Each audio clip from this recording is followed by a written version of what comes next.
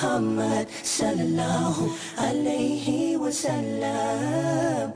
You're Allah's chosen one, the chosen one to spread the truth from Allah subhanahu wa ta'ala. The chosen one, though the road is long, just know Allah won't let you lose your way. You are the mercy for mankind. You are the teacher for this life. Allah has blessed you with the Quran. Assalamu alaikum wa rahmatullahi wa barakatuh. Welcome back, our dear audience, to Muhammad the Leader, alayhi salatu wassalam. I'm still joined by Dr. Mamdouh, the former professor at Johns Hopkins University. Dr. Mamdouh, welcome.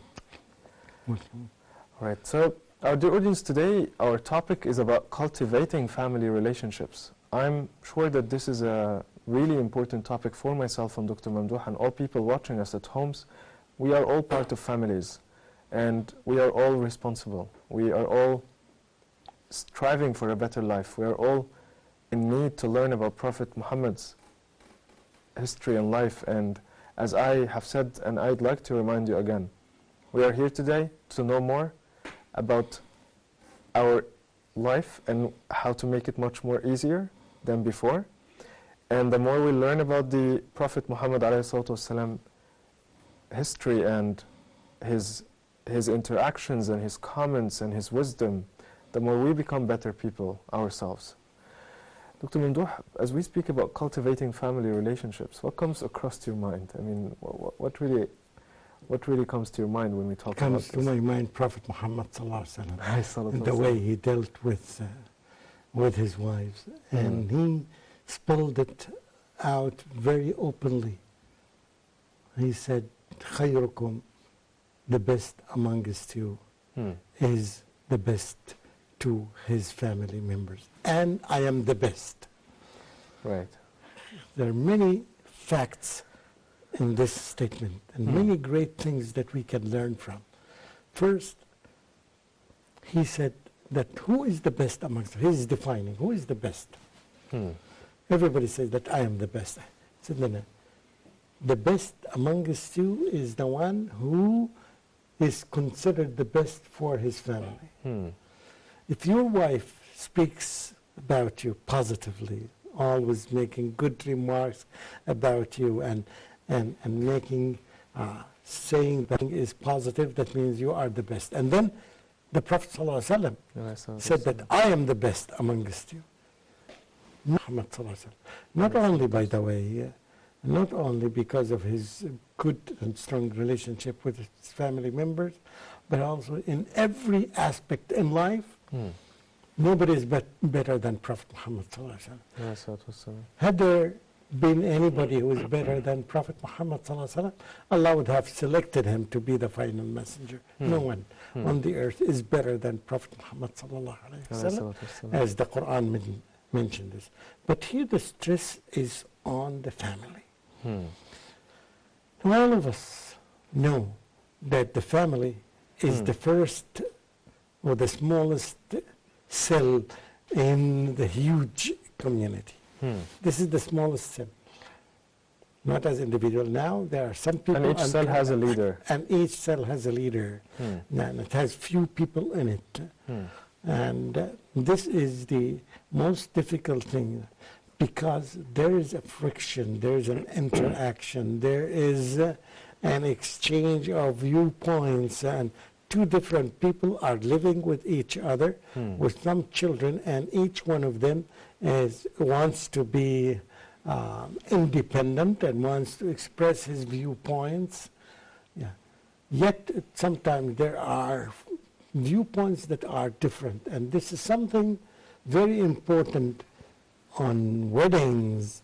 We remember, all of us, when we say that I married you according to the Islamic traditions, according to the Quran and the traditions of the Prophet Muhammad ﷺ. So there are some terms, general terms among the Muslims, that they are the terms. You have to abide by them.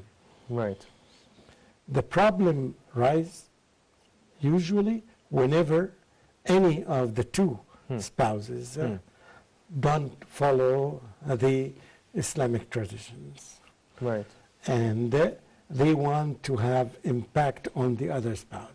The Prophet ﷺ is the best representative of this great religion of Islam. Right. Of course, he never violates any of these. Allah subhanahu wa ta'ala himself told him in some sort of threat or blame to him. وَإِن لَمْ تَفْعَلْ فَمَا بَلَّغْتَ رِسَالَتَكَ. If you don't do that. So he did not convey the message well. So, you know, during the time of da'wah and his interactions, I mean, Prophet Muhammad's life for us is perceived very hard and very difficult and very challenging. However, though that was happening, he still kept up the relation with his wives and kids. Yeah. He was never down with them. He never came to a point where he couldn't make his part as a leader and has an effective role in their life. Yeah, no doubt. As we said, that the way he balanced the duties, it was very extremely good to the degree that he never lost or affected his relationship with his spouses. And the wisdom, the way the Prophet ﷺ, even in the most critical time when people started slandering his wife, Aisha radiallahu anha. These are some very good examples from the life of Prophet Muhammad ﷺ for all of us to know what exactly to do when something like this happens in your personal life.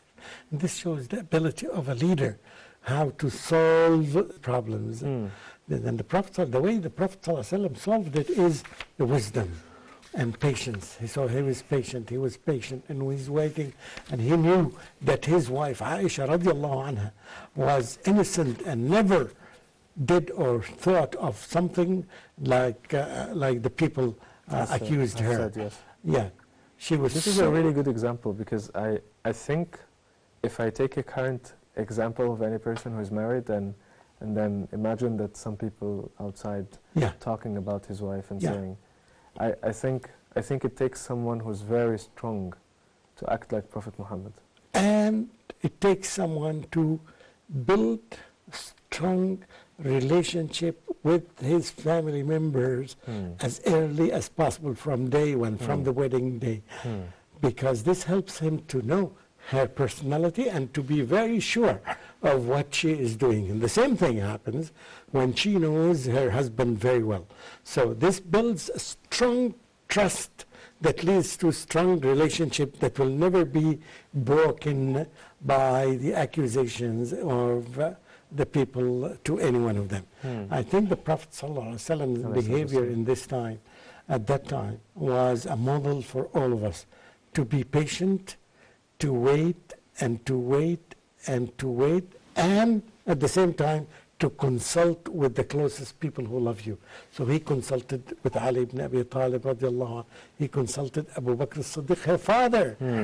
Unfortunately, some people, when some dispute happens between them and their spouses, they never visit the whole other family. The Prophet ﷺ that kept his relationship with her father, Abu Bakr as-Siddiq radiallahu anh. And he consulted with Umar ibn Khattab. He listened to all of them, and he was waiting until a revelation from Almighty Allah sent down the innocence of his wife Aisha radiallahu. It was a very good example of how that when you are from the very beginning, you build up strong relationship with your spouse, not only as an individual, with the whole family of your wife. It's very important, with her father, with her mother, with her brother and sister. So this would help you understand the whole family, and would help you, if something happens, you may find the solution from her father, or from her mother, or from her brother or sister. So building strong relationship and having good relationship with your spouse and the family. So this is like a benefit for the future. Even if you build strong relations and you come across a problem or a challenge, you may discuss it with them. Yes. And you know, this takes us back to some different episodes that we've already discussed. Number one, building trust. Building trust. And number two, mashura, which means that I consult. Consultation. You consult all the time. The family members, yes. Yes. Yeah. And sometimes the consultation, maybe people don't know, the best consultation with your enemy. You consult your enemy if your enemy is willing to be open up. And that's what happens in politics, by the way. Right. In a way, What do you think of this? Yeah. Yeah. You consult with them and they would give you an advice and you would know how they think. And you can find a way to deal with that. Right. Yeah. Okay. The problem is, if you don't have another question, I would say that the problem is failing to maintain this relationship. Marital life is not the honeymoon. Marital life is a long life with ebbs and flows and with ups and downs and with many problems that may happen. Because nobody knows the future and nobody can expect what happens tomorrow, next day. And we are people who change. I myself. So this is an advice for those who are getting married soon and to set their expectations. Yeah. And every time you have an opportunity to strengthen the relationship, do it. Don't just live on the previous relationship. That, yes, I had a very good, strong relationship with my wife within the honeymoon. Yes, you did, but you don't know what happened after that. Many things happened after that. So all the time, keep an eye on your relationship with your family members. Yes, particularly, of course, your spouse. So whenever you have an opportunity of strengthening the relationship between you and your spouse, you take it and use it.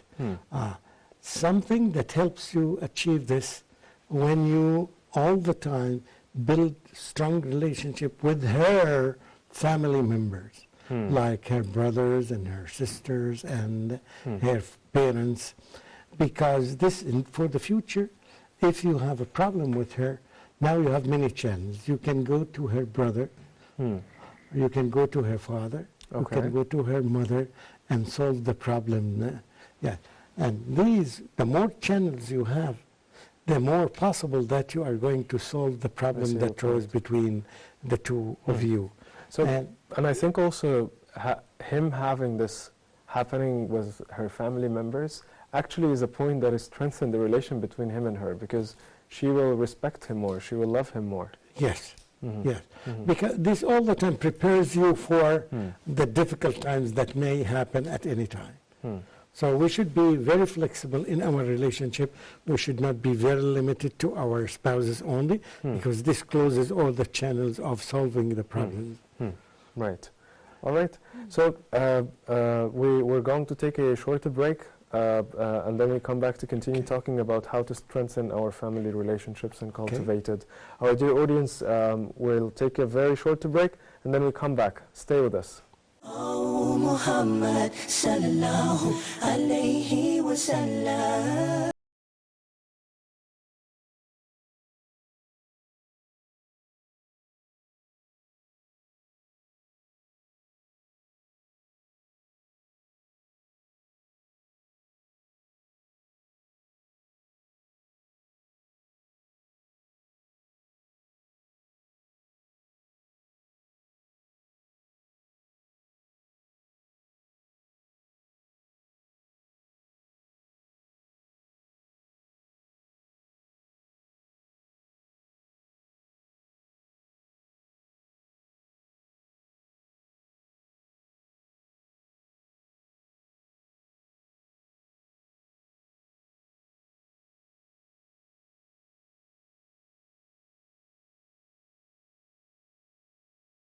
Allah subhanahu wa ta'ala, the Almighty, revealed this book as a source of guidance, spirit and direction to all mankind.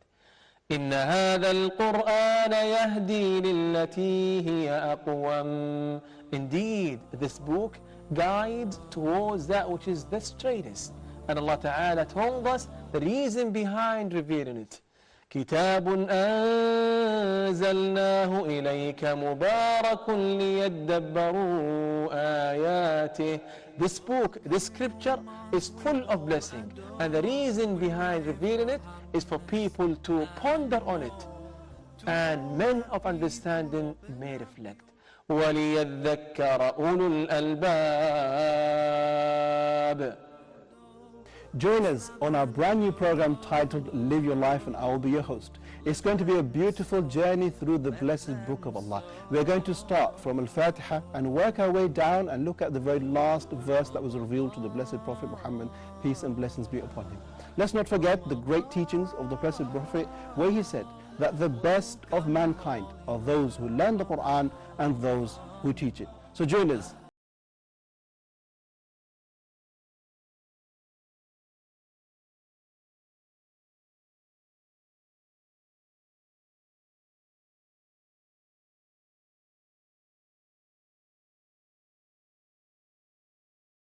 Oh Muhammad sallallahu alayhi wa sallam. Welcome back, our dear audience. After the break, I'm still joined by Dr. Mamdouh Muhammad speaking about cultivating family relationships as part of Prophet Muhammad's life, alayhi salatu wasalam. So, Dr. Mamdouh, the Prophet Muhammad, alayhi salatu wasalam, as I can see from the chapter, he is a prime example that a leader is incomplete without strong family relations. How does the family serve as the leader's source of inspiration and comfort? I mean, what should leaders do? Regarding this issue, I would like to focus on this advice, which is quality time. You spend quality time with your family members. How quality time is different from any time? Yes, it's quality. The word quality is different. It's not about the quantity, but it's about the quality. When you sit with the family members and you discuss a topic, you try to involve all of them.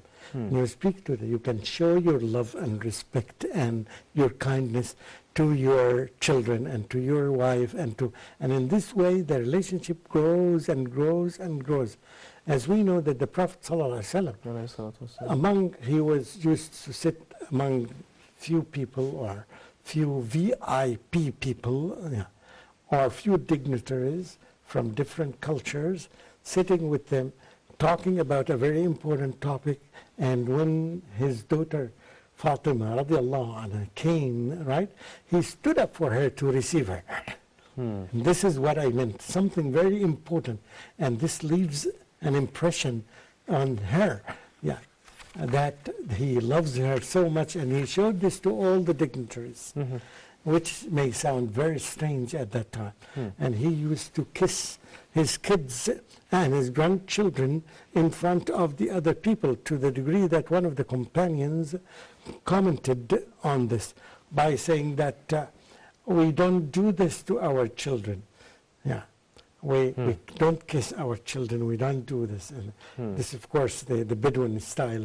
And the Prophet ﷺ, he said that, I mean, what's my mistake, what's my error, what did I do wrong, if Allah subhanahu wa ta'ala took mercy from your heart? Showing that mercy should be there and should be expressed to the other people, particularly the family members.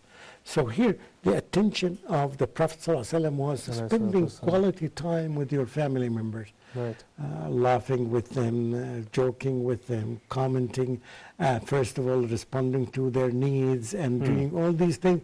This is the quality time that I'm referring to. I've got a question at this point. Yes, please. You know, nowadays the economic crisis is almost affecting every place in the world.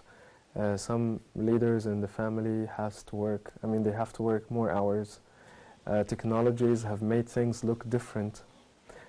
Nowadays, you may find some parents are checking on their kids using the smartphones, smart iPads or tablets. What is your advice for these people? Because I know some people who may not see their kids for days because of work, for example.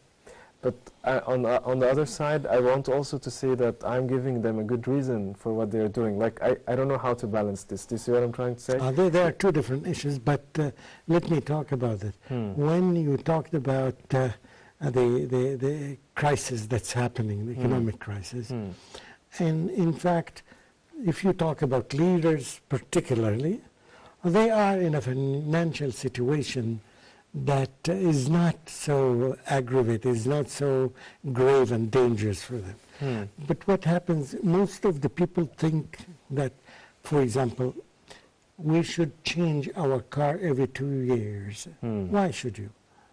Why should you? Why do you put yourself in this situation? What's wrong with having a car that stays with you for 5 years or 10 years? But the cultural issues, when you live in a culture and you become part of the culture, or in other words, you become a slave of the culture. So you mean if there is no need of There's doing this, no necessity, at least. Yeah. It wouldn't make a huge difference. You can do. Why would you spend more time every day, as we read together, Bertrand Russell commenting about this, staying long times working and seeing that there is no way except spending your time on your job. Your job is not everything in your life. You need to enjoy life, and you need to give the rights to all the members of the family. Right. So we need to change our perspective, as the Prophet ﷺ is trying to show us. So spending quality time with your family member is something very important. It's not just time. You are sitting at home, you are reading a newspaper, she is reading a magazine, somebody else is doing something. No, you have to be with them. I remember what Ali ibn Abi Talib radiallahu anhu said, when he said that the way you raise your kids, for example, he mentioned there are 3 steps. One step is the first 7 years, he said that you play with your children. See the text, what he said. He didn't say that, don't let your children play for the 7 years. He said, no, play with them. Because this kind of playing would help you to communicate with them. So the purpose of quality time is to improve communication, strong communication with your family members. So when you build up this relation, it helps you, both of you, to solve problems, the future problems that may rise. That may have like some sort of this economic crisis or okay. So I mean, from the very beginning, if the relation is strong enough, it will already solve this. And this will never be built up correctly unless you have quality time with them. We cannot have a good leader at work and a bad leader at home, right? You can, because there are other elements here. There's a wife that is not at work. There are children who don't work with you. You can have good leaders there, but usually this is not the case. What I mean is, can one person be a good leader at work and a bad leader at home, and vice versa? If we apply this to the Prophet ﷺ, this doesn't apply at all. No. He was good at home. He was good at his work. He was good at with his friends. He was good. Yeah. Exactly. That's why I asked. I feel like if this person is doing a good performance, they're having a good performance at work, then most probably or most likely they are very good at home. Yes, most likely. Yes, most likely. But remember that we are not like the Prophet ﷺ. Exactly. Yes. We're just trying to imitate him, of course. Even among the other prophets, we used to see some bad relationship between a husband and a wife. Right. So which shows us even this high caliber of human beings, still they can have some problem. Yeah. Right. Okay, so now since we are speaking about the family, I want to move a little bit closer to the kids. I know we spoke about them, but I want to have them on table. Now, me as a leader, while teaching the kids to be future leaders, how can I be a role model for them? Absolutely. A role model, people usually say the role model. The first role model for them is the parents, the father and the mother. Now they are the first contact. So they see that. If they see the father is drinking wine at home, almost definitely that they will be drinking wine. If they see their father just praying at home, if they see their father talking over the phone with someone in a very gentle way, in a right way, and they notice that the father does not lie. He said, I was not there at home yesterday, and his children have seen him spending all the time at home yesterday. So they can see these discrepancies are the most dangerous things. What we need to be role models. So one of the things that we have to achieve is to make this connection between the beliefs and the actions or the deeds. So what we say should match what we do. If the children see this, they will become like their parents. And so all of us know, say the statements that say like father, like son. right? And the same thing like mother, like daughter, yeah. So what you stressed on is seeing them, It's seeing not and telling, not just telling not them. even telling, because you cannot, as a role model, you cannot impose things on people. Do as I do. You cannot say that. But people see you doing things consistently, and this is a key word here. They start imitating you consistently. Yeah. Right. So I said that in the family we can learn a lot of things, and from the families a society is composed of. So if your children see you spending most of your time when you stay at home with the computer or with your iPhone and responding to all the calls that come to you, they will definitely imitate you, which is something very negative. All right. So getting back to the husband-wife relation, now, what is your advice for the wife? I mean, how can she, as a leader for her kids and as a leader and a role model as well for her husband, because we were mentioning before in a previous episode that the wife could be the person who's monitoring the husband and is trying to help him to move forward in the right track. When we talked about the wives are source of inspiration and comfort, we should all the time stress this point, and the Prophet ﷺ stressed this point, that he likes his wife to beautify themselves, to use a makeup and to be ready for receiving him. This kind of you feel that you are someone who is important. When you come home and you find your wife is ready for you by beautifying herself, right? By using the makeup, by dressing the way that you like her to dress. All these are some sources of positive entertainment between the two. And the same thing we have heard the companions saying, that I like to beautify myself for my wife as I like my wife to beautify herself for me. Now, which is something, it's double way, it's two-way interaction. It's not one way all the time. You expect the wife to do this, at the same time you don't do it. And a lot of people in the Middle East, a lot of males in the Middle East, they don't pay attention to themselves. They just want to see their wives are doing this, and they forget that their wives are human beings and social human beings, and they need their husbands to be in the best shape and the best way they can. Right, okay. So, Dr. Mamdouh, here comes the end of our episode. Thank you so much for being with us today. We hope, inshallah, all of us and all our audience will follow the Sunnah of Muhammad. We at the same time thank all the people and the technicians and the people who work with us in the studio, because they do a very good job. Truly, I'd like to second that and thank all the whole team, the great team working behind the cameras with us here. Our dear audience, that was the last thing, and inshallah very soon we see you in our next episode. Stay safe. Assalamu alaikum wa rahmatullahi wa barakatuh. Oh Muhammad sallallahu alayhi wa sallam, you're Allah's chosen one, the chosen one to spread the truth from Allah subhanahu wa ta'ala. The chosen one, though the road is long, just know Allah won't let you lose your way. You are the mercy for mankind. You are the teacher for this life. Allah has blessed you with the Quran. Rasul Muhammad sallallahu alayhi wa sallam,